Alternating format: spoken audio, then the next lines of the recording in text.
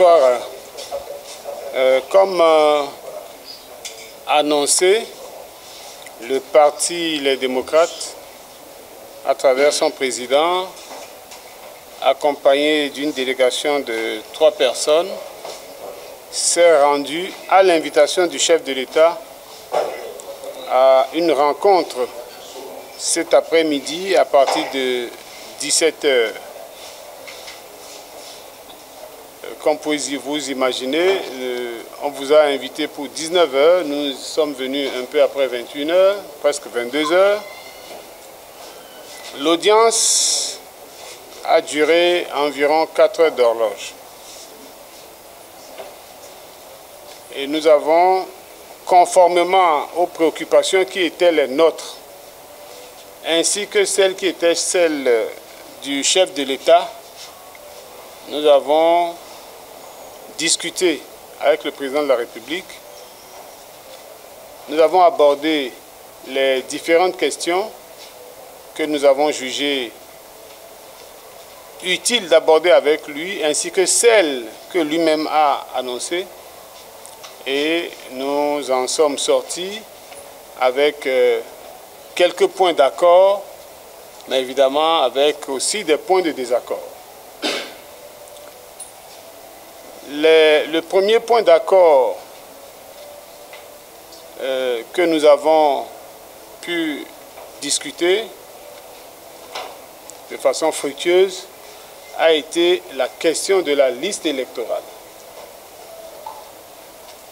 La question de la liste électorale, c'était d'abord un audit. Chacun de nous connaît les difficultés que nous avons eues par rapport à la liste électorale au cours des élections de 2023. La préoccupation était qu'il fallait à tout prix éviter que ces mêmes difficultés se répètent en 2026. Le président de la République a marqué son accord pour qu'un audit soit diligenté, si possible avec d'autres forces politiques, mais si les autres forces politiques ne sont pas disponibles, nous ferons le travail. Nous espérons que cet accord marqué par le chef de l'État se traduira effectivement en réalité avec les exigences que cela appelle, parce que c'est un accord global, général, sans contours. Lorsque nous aurons défini les contours, nous espérons qu'il continuera d'être d'accord avec nous et c'est notre souhait. Parce que nous ne pouvons pas continuer à aller aux élections avec une liste qui sème le doute dans l'esprit des gens, une liste dont les gens ne sont pas sûrs, une liste qui crée des difficultés aux électeurs, aux citoyens en général. Et il a été reconnu par lui-même d'ailleurs que quelque chose, selon ses propres termes, a bugué dans le système au point où des gens ont été envoyés à des dizaines de kilomètres de leur lieu de résidence pour voter. Ce genre de choses, il ne faut pas le faire. Évidemment, cet audit qui aura été fait appellera des recommandations, appellera des corrections. Et ces corrections devront être mises en œuvre avant les élections générales de 2026. Mais lorsqu'on aura fait l'audit et que approcheront les élections de 2026, il devrait être question d'opérer l'extraction de la nouvelle liste avec le concours des forces politiques qui, comme il a été envisagé, un noyau sera mis en place pour faciliter la surveillance de ce qui se fera.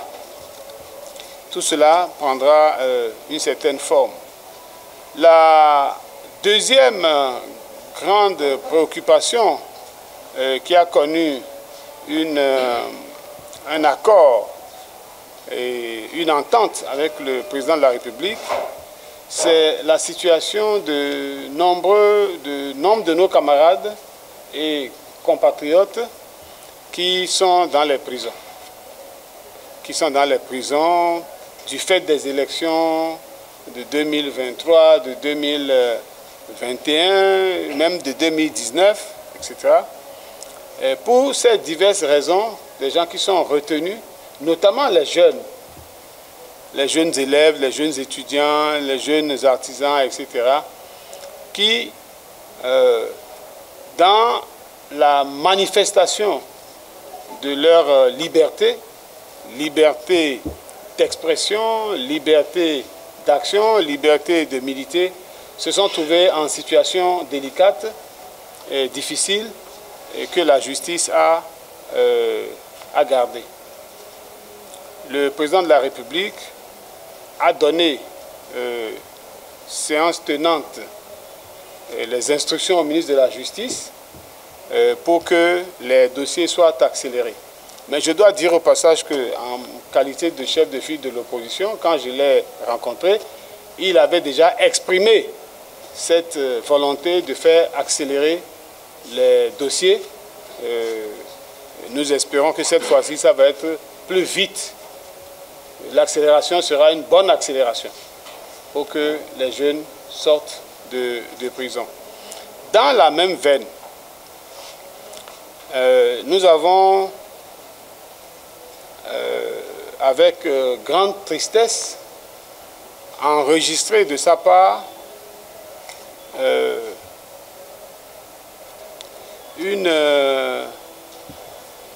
un refus d'être attentif à nos demandes, à nos cris de cœur par rapport à certains de nos camarades, notamment Madame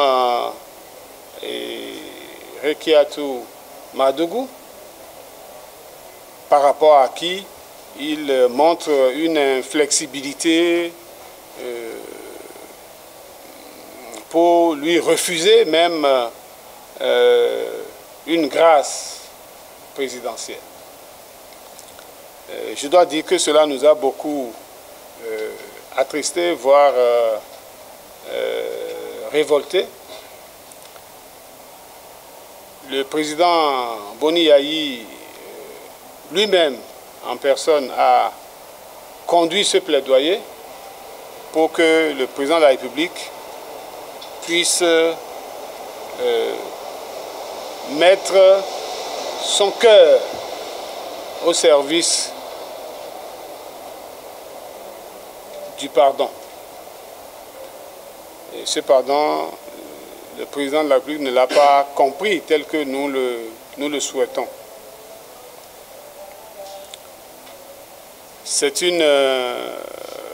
C'était pour nous comme un coup de massue, un coup de poignard dans les côtes. Mais en tant que responsable du parti Les Démocrates, nous restons convaincus que nous devons continuer le combat pour obtenir la libération de nos camarades. Nous avons une proposition de loi sur la table, une loi d'amnistie. Si le président de la République refuse la grâce présidentielle, nous ne devons pas baisser les bras. Peut-être devons-nous comprendre que nous ne pouvons pas compter sur lui pour la loi d'amnistie, mais il ne faut pas s'avouer vaincu avant d'être allé au combat. Nos camarades qui sont au Parlement, qui sont dans les différents groupes, nous avons engagé de parler avec eux et nous devons continuer à parler avec eux. J'espère que leur cœur de mère, de père, de frère, de sœur va s'assouplir pour qu'ils comprennent les arguments que nous avons développés au président de la République, à savoir que les fils et les filles de ce pays doivent tous se mettre au service de la construction du pays. S'il y a eu des incompréhensions par le passé, ces incompréhensions doivent être gommées pour qu'on amène toutes les énergies, toutes les intelligences que l'on mette au service du pays. Les situations qui ont créé ces arrestations, ces emprisonnements, ces condamnations sont des situations liées au processus électoral. Et nous avons expliqué au président de la République que ces processus électoraux consécutifs qui ont engendré cette situation ont été marqués par une exclusion. Et l'exclusion a naturellement, disons, généré un déchaînement des passions, une révolte, un refus de se laisser embastiller, interdit de jouir de ces libertés, liberté de voter, liberté de choix de candidats, etc., etc. Nous avons abordé d'autres questions avec le président de la République, pêle-mêle. La question des producteurs. Comme vous le savez, nous avons fait le combat, nous l'avons revendiqué. Nous avons eu une victoire d'étape, à savoir qu'aujourd'hui, le gouvernement a été amené, obligé de réduire la taxe sur l'exportation pour permettre à nos producteurs d'avoir à vendre leur production à un prix raisonnable. Mais il s'est passé que dans la mise en œuvre de cette décision gouvernementale, fruit de notre combat, il y a eu des informations qui nous sont parvenues selon lesquelles elle est mise en œuvre qu'à partir du mois de janvier. Ce qui a agi pendant ces 7 derniers jours sur le prix d'achat aux producteurs. Le président de la République a fait avec nous le constat que ce phénomène a existé, mais qu'il ne dépend pas de lui. Que sa décision, enfin que la décision du gouvernement reste conforme à ce que nous avons obtenu et que donc des dispositions seront prises pour annoncer aux populations que les prix, la taxe à l'exportation qui est de 30 francs est mise en œuvre dès maintenant et non à partir du mois de janvier. Donc un communiqué gouvernemental passera pour préciser cela. Nous avons abordé les questions liées au Conseil électoral tel qu'il est aujourd'hui, Sénat, au Conseil électoral et à la Commission électorale nationale autonome. Nous lui avons expliqué qu'il n'est pas décent, il n'est pas juste, ce n'est pas conforme à la loi et notamment à l'esprit de la loi que un groupe, un parti politique qui représente aujourd'hui, suivant les résultats proclamés par la Cour constitutionnelle que nous avons eus en janvier 2023, un parti politique qui fait plus du quart de l'électorat ne peut pas manquer de représentation au Conseil électoral pour la simple raison que le principe sur la base duquel est conçu et créé le Conseil électoral, c'est un principe d'équilibre et un principe de « tu me surveilles, je te surveille ». Le Conseil a été conçu pour être plus ou moins un organe paritaire. La minorité parlementaire désigne un représentant, la majorité parlementaire désigne un représentant.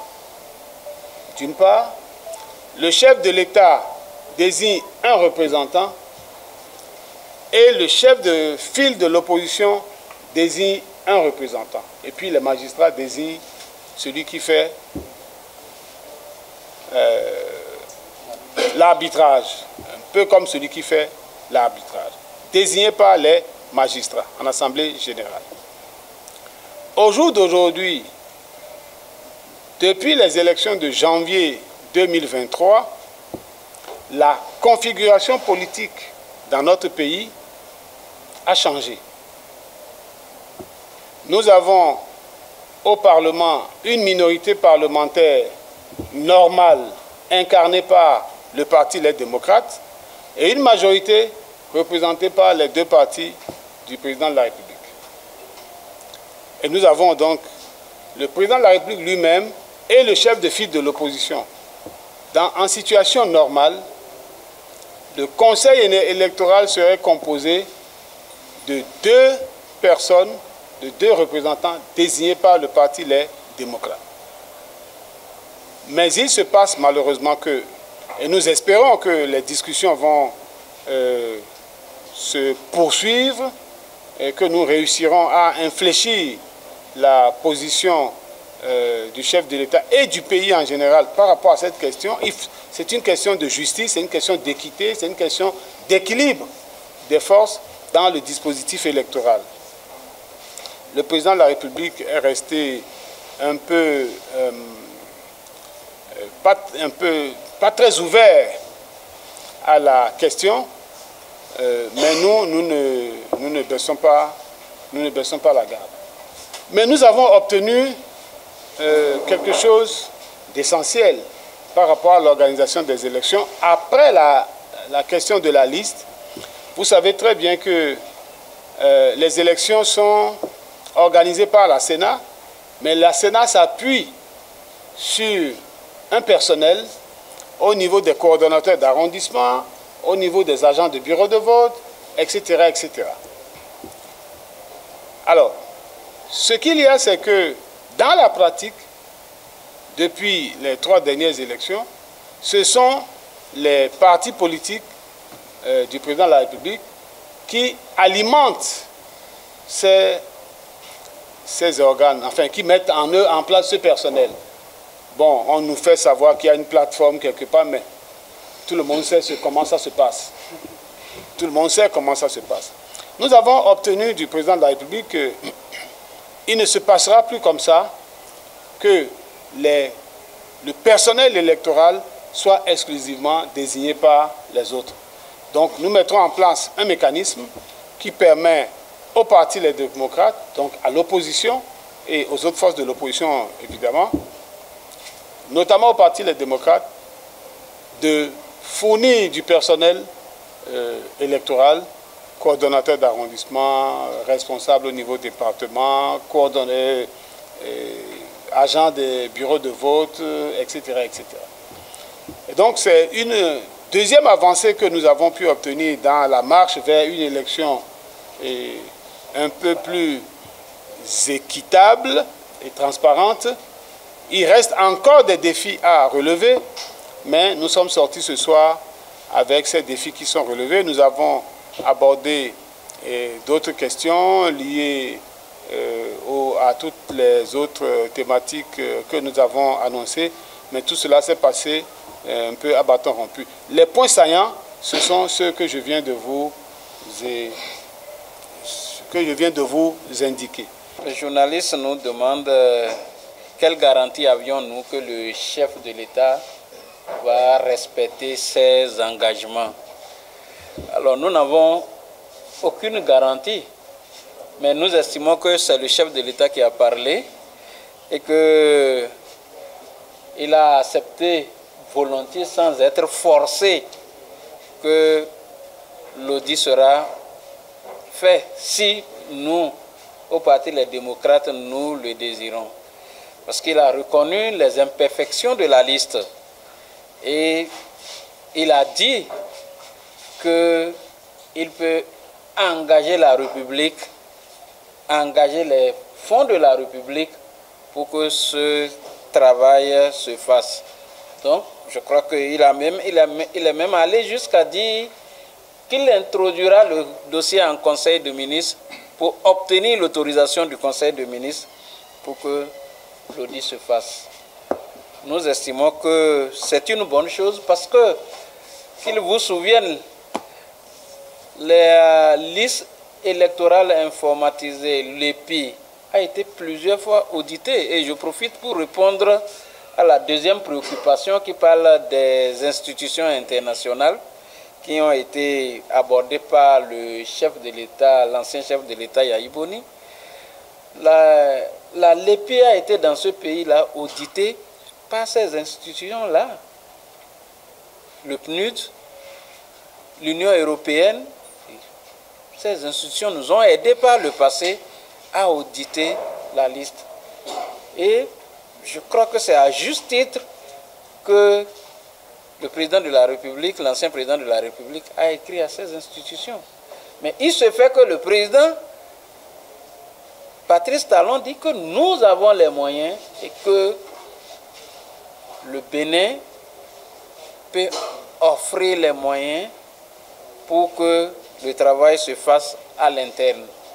Donc, nous allons prendre nos dispositions pour que, effectivement, ça se fasse. Mais lorsque on sera prêt et que les dispositions seront prises, on constatera si le président de la République ne respecte pas ses engagements.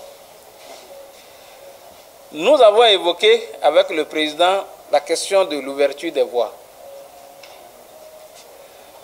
Le président est resté intransigeant sur sa position en disant que les voies qui rentrent dans une république doivent être connues et sécurisées.